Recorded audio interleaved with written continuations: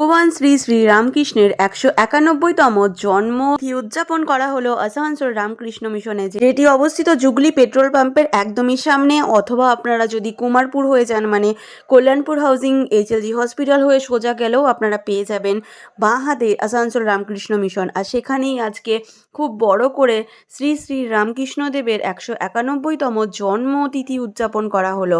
সাথে প্রচুর প্রচুর ভক্তকে খিচুড়ি প্রসাদের সাথে আলুর দম চাটনিও খাওয়ানো হলো, যেখানেও প্রচুর প্রচুর ভক্তের ভিড় ছিল। তো চলুন প্রথমে ভগবানের দর্শন করাই। আর কারা কারা আজকের আসানসোল রামকৃষ্ণ মিশনে গেছিলেন তারা অবশ্যই কমেন্ট করে জানাবেন। আমার সাথে আজকে অনেক দিদিদের সাথে দেখা হয়েছিল, খুব ভালো লেগেছে, কিন্তু আমি কারোর সাথে ফটো তুলতে পারিনি, তাই শেয়ারও করতে পারিনি। আর এখন তোমাদের সাথে বা আপনাদের সাথে আমি ভিডিওটা শেয়ার করলাম আসানসোল রামকৃষ্ণ মিশনের। তো কেমন লাগছে ভিডিওটা সেটা তো জানাবেন। আপনারা তো কমেন্টও করছেন না, আপনারা ফলোও করছেন না, শেয়ারও করছেন না। আমি তো বুঝতেই পারছি না আপনাদের কেমন লাগছে ভিডিওগুলো। মন্দিরের বাঁ দিকে রয়েছেন বজরংবলীর, সাথে রয়েছেন রাম, আর ডান দিকে রয়েছেন শ্রীকৃষ্ণ, আর তার সাথে রয়েছেন গরুর দেবতা।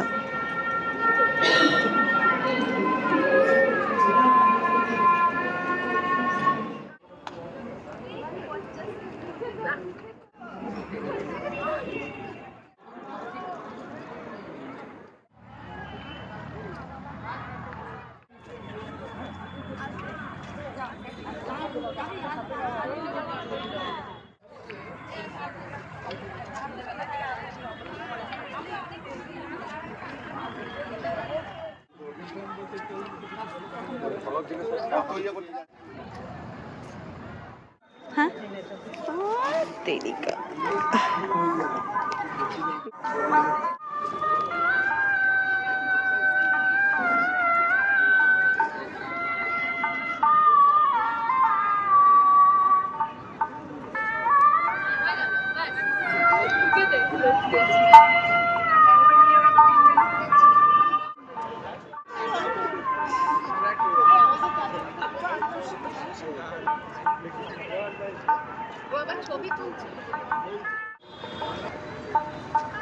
গেট দিয়ে ঢুকে পড়েই প্রচুর মানুষকে, অর্থাৎ ভক্তকে প্রসাদ খাওয়ানো হচ্ছিল, যেটা আমি একটু আগেও বললাম। আর এই বড় বড় পাতাগুলো ছিল, প্রচুর পরিমাণে প্রসাদ দেওয়া হচ্ছিল, মানে এনাফ।